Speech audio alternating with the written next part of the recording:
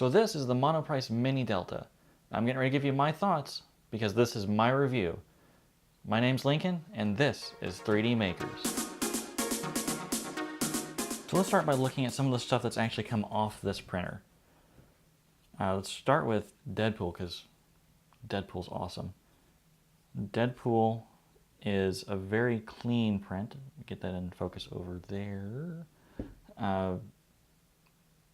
Came off very clean. He's very shiny because he's in Strong Heroes copper or silk copper PLA. And he came off very good. He used tree supports on Kira. They are an experimental feature which I plan on covering before too long. Focus, focus, there we go. Yeah, this model came out really good. Honestly, much better than what I expected for a printer of this price point. It does take some tuning. There's a 3D fill. Again, came out really clean. The 3D fill is the absolute tallest that you can print on this machine. That is 100% of the height of the build volume. Let's see, this is probably the first thing I printed on this machine. It's a little benchy. I didn't have a great profile built for it yet, so he's a little stringy, but he came out really good. The arches are okay.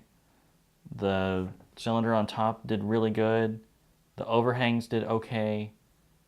The curves on the bow here did really good. The holes in the bow did really good. They're nice and clean, nice and crisp. Everything else on the benchy came out really good. You can, I don't know if you can almost kind of make out the lettering on the bottom. I think that's just due to it kind of smushed the first layer a little too close. Yeah, this is a really nice looking benchy. Really nice and clean. Let's look at an extra part from Gizmo. There's a video on him if you want to go check that out.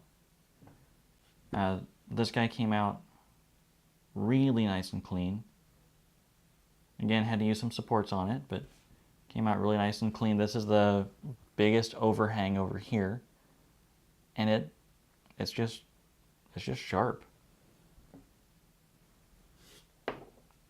Since we're on Gizmo, let's bring in the giant robot. He came out really good. There's lots of shine. The parts are nice and smooth. They came out exactly as was expected. Everything fit together.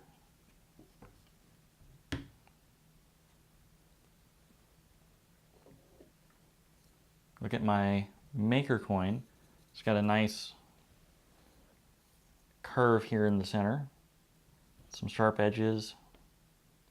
It came out very nice. The holes and for the 3DM came out very nice. You can see if I can, you can see right through those. I've honestly been very impressed with this printer. And then this, to be all honest with you, I did not expect this to work. It worked in one try, and because I didn't expect it to work, I used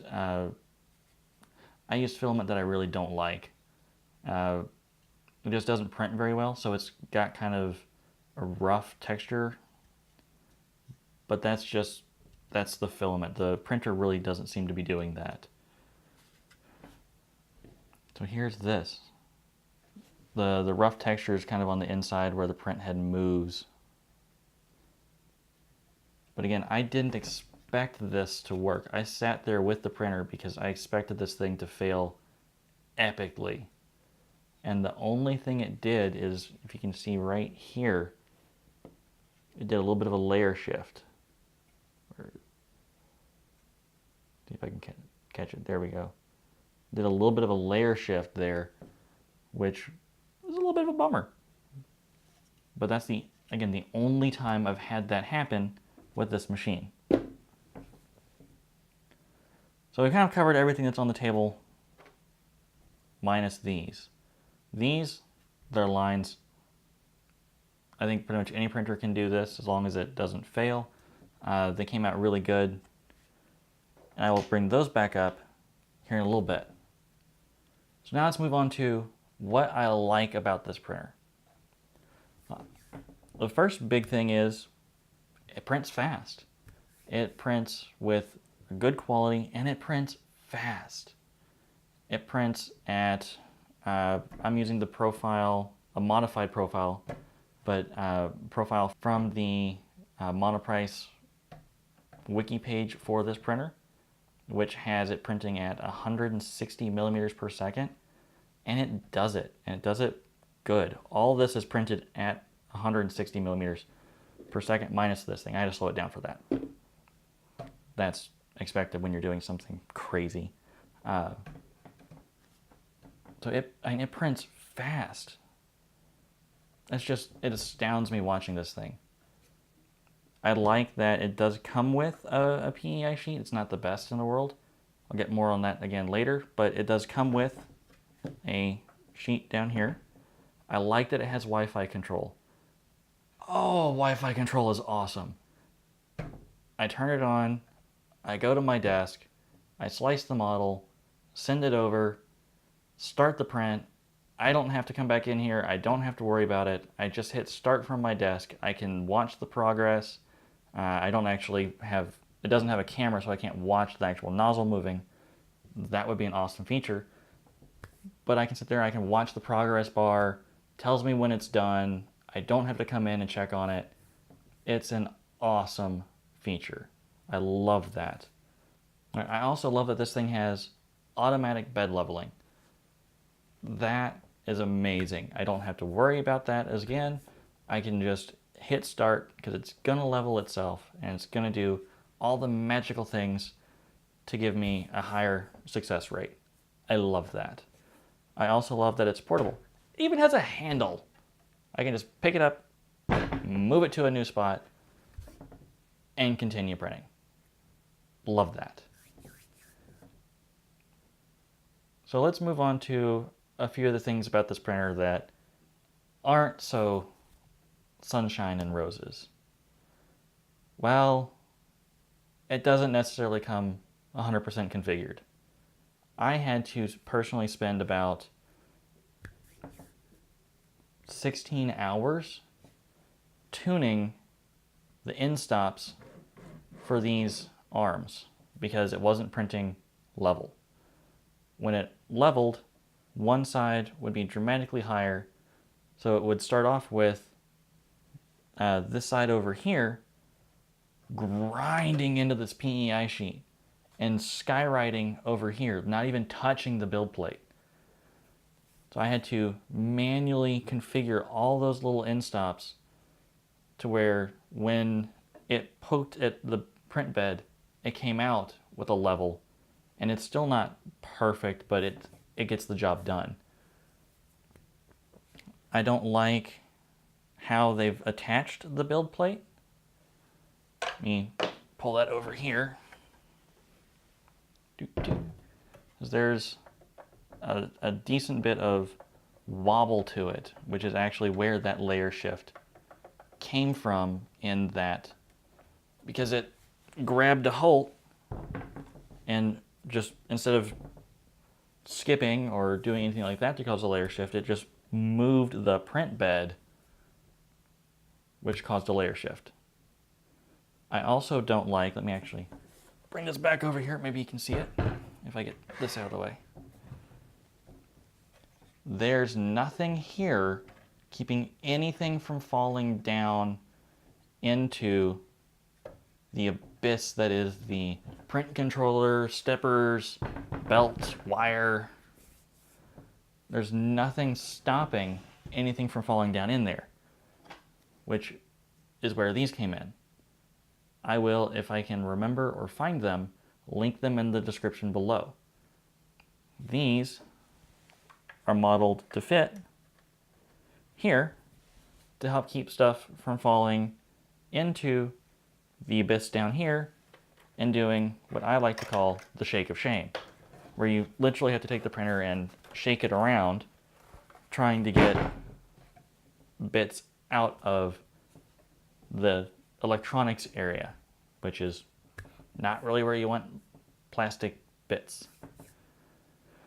All right, so I'm also not a huge fan of the printed or the PEI sheet itself. It seems very cheap. Mine has actually started coming off. It started coming off towards the edge every time I print something with it. If I peel it from this edge, the whole edge, and actually about to here, wrong way, from the edge to about here started to come up. It actually tore in the middle, so I'm going to have to find a solution to replace this. That's a bummer. That could have been avoided. I also don't like its Wi-Fi upload times. The Wi-Fi control is amazing, but if you're uploading anything of any decent size, like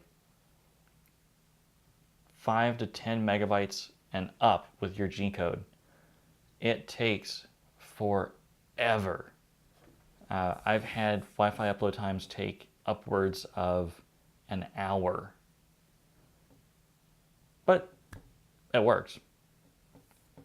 On their site, they do have a way to slightly increase the speed, which does help, but it'd be nice to see that fixed. And probably the biggest complaint I have about this thing is it doesn't have a power switch.